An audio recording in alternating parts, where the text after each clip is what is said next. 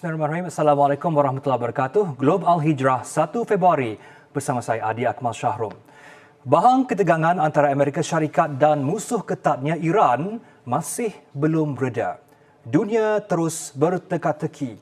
Adakah Presiden Donald Trump akan benar-benar menyerang Iran atau jalan rundingan serta diplomasi akan mengelakkan rantau yang sedia bergolak itu daripada terjerumus ke dalam kancah perang baharu? Presiden Trump seperti biasa menggunakan strategi diplomasi ugutan atau gunboat diplomacy, satu taktik ketenteraan agresif untuk memaksa Iran tunduk kepada tuntutan strategik Amerika Syarikat. Dalam pada beliau menggesa Tehran ke meja rundingan, Trump turut menggerakkan armada terbesarnya, termasuk kapal perang USS Abraham Lincoln ke arah Iran dengan harapan Tehran akan menggeletar tatkala melihat armadanya itu.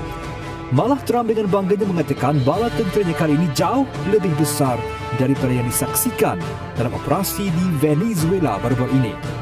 But we're now sending actually a larger number of ships to Iran, and hopefully we'll make a deal. If we do make a deal, that's good. If we don't make a deal, we'll see what happens.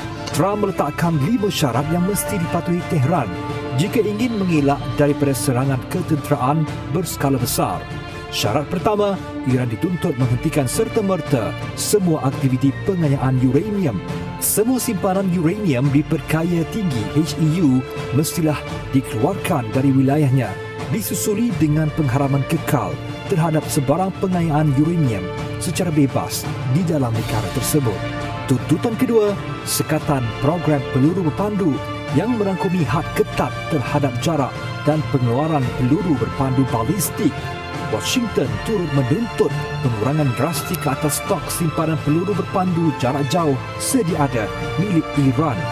Seterusnya, Iran wajib menghentikan semua bentuk pembiayaan, logistik dan sokongan ketenteraan kepada kumpulan yang digelar sebagai paksi penyimpanan. Ini secara khusus menamakan kumpulan Hezbollah, Hamas dan Houthi sebagai entiti yang tidak lagi boleh dibantu oleh Tehran.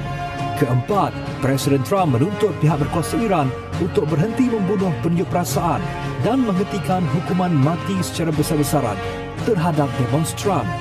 Terma ini diletakkan sebagai garis merah kemanusiaan di mana Amerika meletakkan sebarang tindakan ketenteraan kononnya sebagai satu misi menyelamat buat rakyat Iran.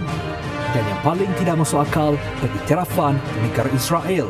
Washington meletakkan prasyarat kepada sebarang perjanjian damai yang berterusan adalah pengiktirafan rasmi Iran terhadap kedaulatan negara haram itu.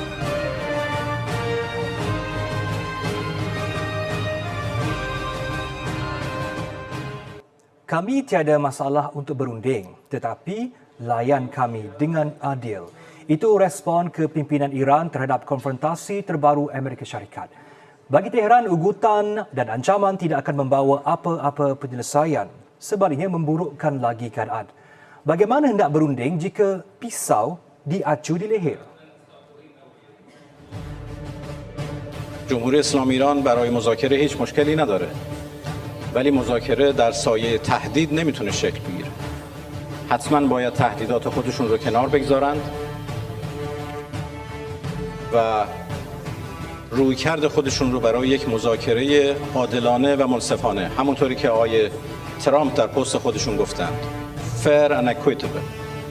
اگر برای چنین مذاکره آمادگی داشته باشند، تهدیدات رو کنار بگذارند، جمهوری اسلامی ایران هیچگاه دیپلماسی رو کنار نگذاشته و نخواهد گذاشت.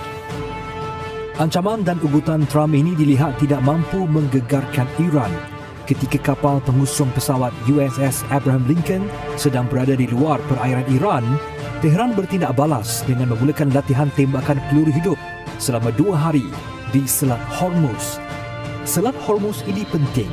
Jika Iran menutup selat itu, 20% bekalan minyak dunia akan terganggu serta merta. Harga minyak dunia akan melambung. Negara Kesatuan Eropah EU khususnya akan menerima kesan paling buruk. Iran juga menutup pintu rundingan bagi program peluru berpandu balistik dan rangkaian proksinya selain menyifatkan pengiktirafan Israel sebagai sesuatu yang mustahil. Selain itu, tentera Iran juga berada pada tahap kesiapsiagaan pertahanan penuh. Ketua Tentera Amir Hatami memberi amaran bahawa sebarang kesilapan IS akan mengancam keselamatan seluruh rantau.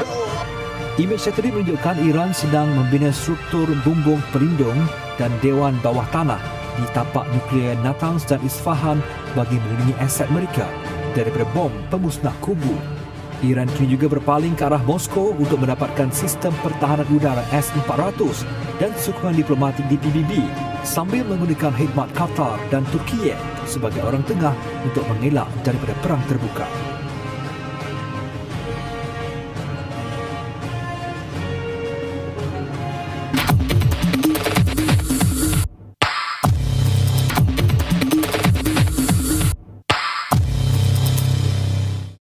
Dapatkah dunia menahan gegarannya sekiranya serangan terhadap Iran diteruskan?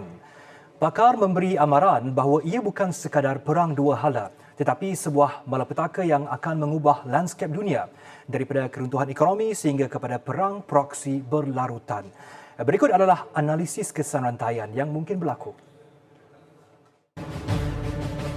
Intervensi langsung Amerika Syarikat dijangka akan mencetuskan perang serantau yang tidak terkawal. Tehran telah memberi amaran bahawa sebarang serangan akan dibalas dengan tindakan tanpa batasan terhadap Israel dan pangkalan Amerika di Timur Tengah. Kumpulan seperti Hezbollah di Lebanon dan Houthi di Yaman dijangka akan melancarkan serangan secara besar-besaran termasuk operasi cyber terhadap aset strategik barat. Aset Amerika di Qatar, Arab Saudi dan UAE berisiko menjadi sasaran. Iran hampir pasti akan menutup Selat Hormuz, laluan yang mengalirkan 20% bekalan minyak dan gas asli cair LNG dunia. Gangguan di laluan ini akan menggegarkan pasaran tenaga global yang sedang tertekan akibat konflik Ukraine dan Gaza. IMF memberi amaran konflik ini boleh meranapkan pertumbuhan ekonomi dunia sehingga beberapa peratusan. Selain itu, perang ini dijangka akan mencetuskan krisis pelarian besar-besaran ke negara jiran, terutamanya Turkiye, yang akan mengancam kestabilan domestik rantau tersebut. Pegawai Amerika Syarikat juga mengakui tiada pelan jelas jika kepimpinan Iran berjaya disingkirkan. Serangan ketenteraan mungkin menunjukkan keunggulan senjata, tetapi ia tidak menjamin peralihan kuasa yang lancar, malah mencetuskan vacuum kuasa yang berbahaya.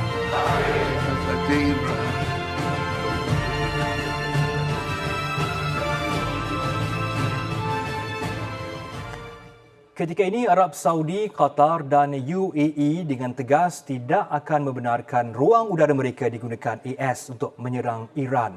Malah Qatar dan Turkiye sebagai orang tengah dilihat sedaya upaya meyakinkan AS bahawa tindakan menyerang Iran adalah tindakan berbahaya kepada rantau Asia Barat, malah merugikan Washington sendiri.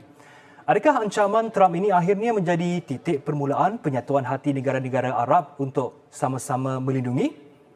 Sekian Global Al-Hijrah edisi 1 Februari, lagi kupasan mendalam, isu antarabangsa dan dunia Islam di depan. Saya Rikman Syahrul, Assalamualaikum dan selamat malam.